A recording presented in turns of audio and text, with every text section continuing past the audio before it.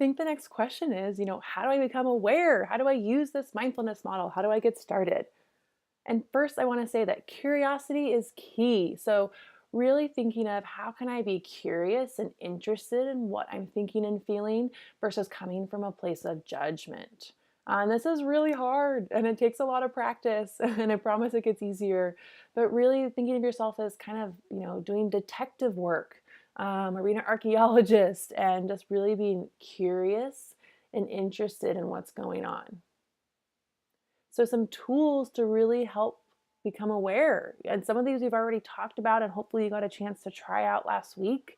But meditation is wonderful. So, checking in with yourself and really trying to focus on your breath. And I encourage you, just like a minute a day, just practicing and trying it out.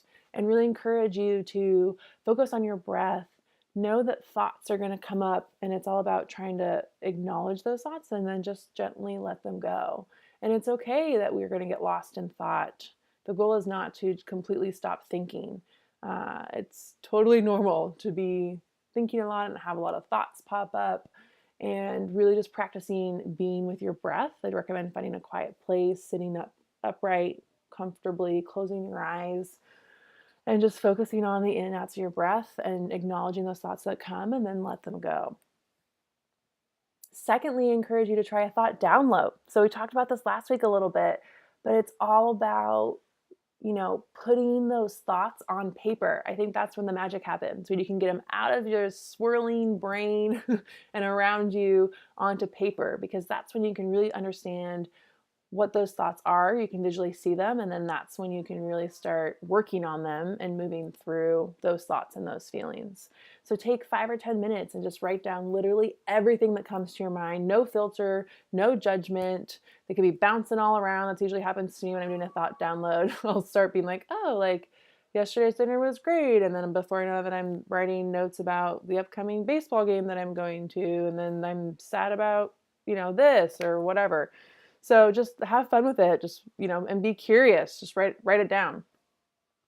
The third is checking in with yourself. And I think this is something that I really leverage and found some great success with, in terms of checking in with myself and asking myself the questions of, taking a moment. What am I feeling? Like, what's going on? What are the thoughts that are triggering those feelings? And really taking a moment out of my day to ask myself those questions. And one of my favorite questions is, what am I unwilling to feel? Like, how great of a question is that? Asking yourself, not just what am I feeling, but what am I unwilling to feel? And by bringing those feelings and those thoughts that you're unwilling to feel or unwilling to acknowledge that you're thinking, when you're able to bring them above the line, as Tara Brach would say, into consciousness and into awareness, that's when you're really able to start, changing those thoughts and those feelings and working through them. That's when the magic happens.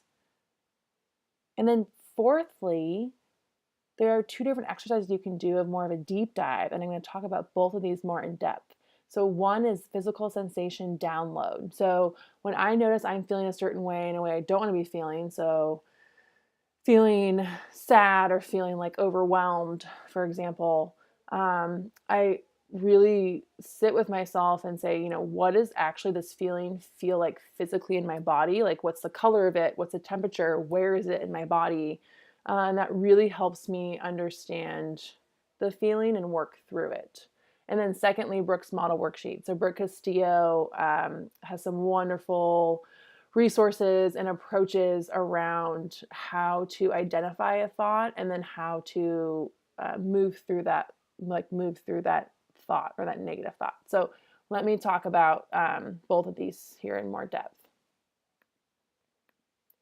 So first, the physical sensation download. And again, like, curiosity is key, like no judgment. We just want to be really curious and interested in terms of how we're feeling and what that actually feels like physically in our body. And this may seem a little out there, a little hippy dippy, but I found it's like, I encourage you to try it. Like, it's really helped me. And here's some questions you can ask yourself. And there's a worksheet too that you can download with more of this information if you do want to give it a try. And the questions are, how does this feel in my body? So like For example, let's say the other day I was feeling pretty frustrated and I was like, what does this feel like in my body? And I was like, like, where is it in my body? I was like, well, I feel it in my shoulders and then I kind of feel it in my chest. And what color is it? Well, it's like a red orange, like it's pretty fiery and it's pretty warm, like warm to hot, right? The temperature. And it's feeling like this kind of like ball of energy. And it's kind of almost like I was imagining like a lava kind of ball of energy jumping around in my chest and in my shoulders. And so that's an example of like how you can practice that physical sensation download.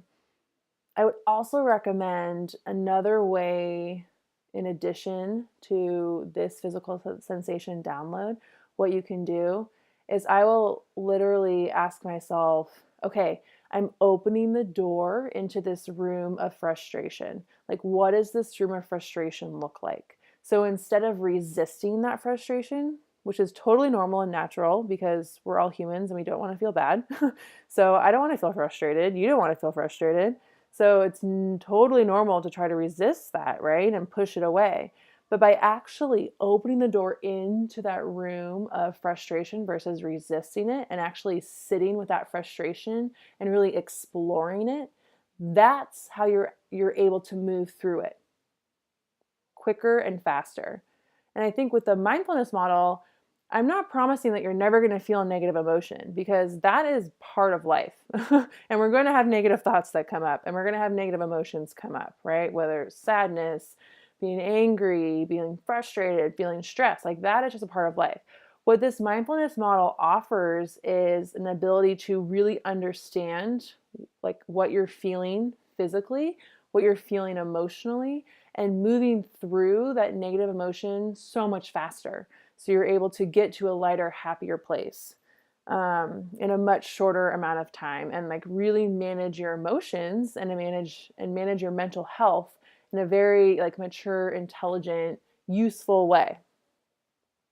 That also opens up a lot of space for other things. So I found a lot of the work that I've done, I now have like all this mental space that I didn't even realize I had. And that's how Kirby Method was born. Because I was able to like really clean up my thoughts and my feelings. And all of a sudden I had this space of like, yeah, like, duh, like I want to help athletes figure it out when they're done with their sports careers. And it was just like a no brainer. And it was really for me like finding a way to open up that space where things just start happening, which is so cool. And then secondly, when you think about Brooke's model, so there's a worksheet and I definitely encourage you to check it out. And this is a wonderful way to work through that thought that's triggering that negative feeling and allowing yourself and giving yourself alternative thoughts that you truly believe that are a little bit more positive or at least neutral.